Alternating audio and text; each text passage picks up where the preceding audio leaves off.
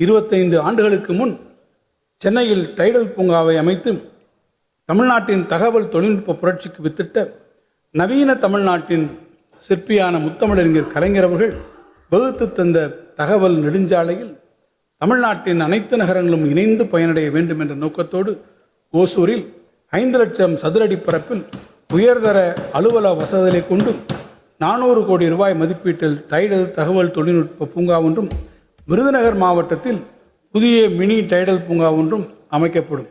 இதன் மூலம் 6600 இளைஞர்களுக்கு வேலைவாய்ப்பு கிடைக்கும். உலகளாவிய திறன் மையங்களை ஈர்ப்பதில் தமிழ்நாட்டில் சென்னை மற்றும் கோவை மாநகரங்கள் மகத்தான வெற்றியை பெற்றுள்ளன. அதைத் தொடர்ந்து தொழில் வளர்ச்சியில் பெரும் முன்னேற்றத்தை கண்டு வரும் ஓசூர் நகரை உலகளாவிய திறன் மையங்கள் மற்றும் ஆராய்ச்சி மேம்பாட்டுக்காக ஒரு புதிய மையமாக நிலைநிறுத்துவதற்கு இந்த அரசு திட்டமிட்டுள்ளது. இந்த தொலைநோக்கு பார்வையுடன் சென்னையில் பழைய மாமல்லபுரம் சாலையினை தகவல் தொழில்நுட்ப வழித்தடமாக சிறப்புடன் மாற்றி அமைத்ததைப் போன்று ஓசூர் நகரத்தை ஒட்டி உலகத்தரம் வாய்ந்த உள்கட்டமைப்பு வசதியுடன் ஓசூர் அறிவுசார் பெருவழித்தடம் ஓசூர் நாலேஜ் காரிடார் ஒன்று அமைக்கப்படும்.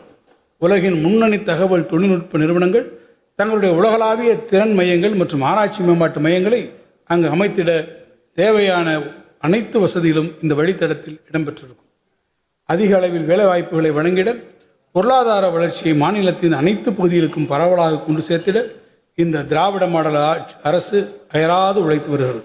அந்த உயரிய நோக்கத்தை நடைமுறைப்படுத்திடும் வகையில் கீழ்கண்ட தொழில் முயற்சிகள் முன்னெடுக்கப்படும்.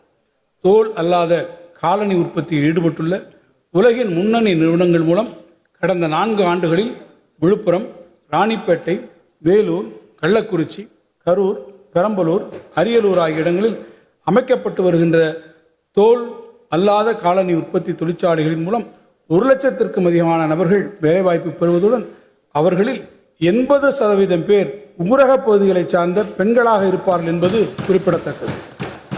அதிக வேலைவாய்ப்புகளை உருவாக்கும் இத்துறையில் நாட்டிலேயே அதிக வெளிநாட்டு முதலீடுகளை ஈர்த்திட்ட மாநிலமாக தமிழ்நாடு திகழ்கிறது. இந்த உற்பத்தி துறையில் இவ்வருடம் 10,000 நபர்கள் வேலைவாய்ப்பு பெற்றிடும் வகையில் மதுரை மாவட்டம் மேலூரிலும் 10,000 நபர்கள் வேலைவாய்ப்பு பெற்றிடும் வகையில் கடலூரிலும் 2 காலனி தொழிற்பூங்காக்கள் 250 கோடி ரூபாய் முதலீட்டில் அமைக்கப்படும். மேலும் கள்ளக்குறிச்சி மாவட்டத்தில் காலனி திறன் பயிற்சி மற்றும் ஒன்றை சிப்காட் நிறுவனம் நிறுவிடும். மத்திய மண்டலத்தில் 5,000 நபர்கள் வேலைவாய்ப்பு பெறும் வகையில் திருச்சியில் 280 ஏக்கர் பரப்பளவில் பொறியியல் மற்றும் வார்ப்பக தொழில் பூங்கா ஒன்று அமைக்கப்படும். தூத்துக்குடி மாவட்டம் ஏற்கனவே பசுமை ஹைட்ரஜன் மற்றும் வாகன உற்பத்தி துறையில் கணிசமான முதலீடுகளை ஈர்த்துள்ளது. அதைத் தொடர்ந்து இம்மாவட்டத்தில் செயற்கை இழை மற்றும் தொழில்நுட்ப ஜவுளி தொழிற்பூங்கா ஒன்று அமைக்கப்படும். கடலூர் மாவட்டத்தில் 500 ஏக்கர் பரப்பளவிலும், புதுக்கோட்டை மாவட்டத்தில் 200 ஏக்கர் பரப்பளவிலும் புதிய தொழிற்பூங்காக்கள் அமைக்கப்படும். கோவை மாவட்டம் பம்ப் மோட்டார் உற்பத்தி மற்றும் வார்ப்பக தொழிலில் நாட்டிலேயே சிறப்பிடம் பெற்றுள்ளது. அத்துறைகளின் அடுத்த கட்ட வளர்ச்சியை எதிர்நோக்கி உயர் தொழில்நுட்ப பம்ப் மோட்டார் உற்பத்திக்கான உயர்திறன் மையம் ஒன்றும், வார்ப்பக தொழிலுக்கான உயர்திறன் மையம் centres of excellence for advanced pump motor manufacturing and foundry ஒன்றும் தொழில் கூட்டமைப்பினரோடு இணைந்து டிட்கோ நிறுவனம் அமைக்கும்.